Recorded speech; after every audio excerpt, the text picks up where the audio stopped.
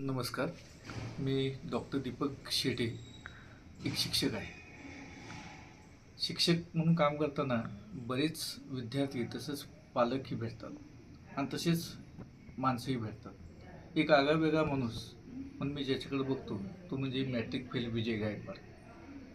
तो या ठिकाणी साध्या घरात राहणारा हा व्यक्ती 10वी नापास आहे.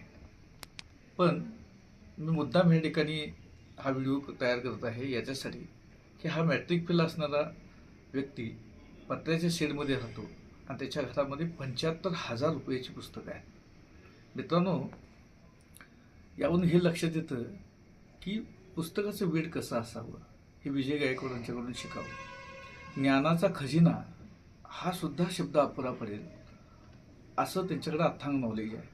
आणि हे नॉलेज यूट्यूबच्या माध्यमातून, शॉर्ट फिल्मच्या माध्यमातून तुमच्यापर्यंत ते पोचवणार आहेत. मला आशा आहे की ह्या नॉलेजचा उपयोग देशात तर सोडून द्या, बाहेरच्या देशातसुद्धा त्याला लाईक्स आणि सबस्क्राईब करतील आणि तुम्ही ते करावं अशा अपेक्षा या निमित्ताने व्यक्त करतो. त्यांचा एक ब्लॉग आहे, त्या ब्लॉगवर विजय गायकवाड नावाचा, त्या ब्लॉगवर जवळजवळ 14 देशातील लोक ते ब्लॉग वाचतात आणि तब्बल 30,000 त्याचे वाचक आहेत. याच्यामधून तुमच्या लक्षात येईल हा मॅट्रिक फेल विजय गायकवाड नुसताच विजय गायकवाड नाही तर ज्ञानाचा विजय घेऊन मिरवणारा हा विजय गायकवाड.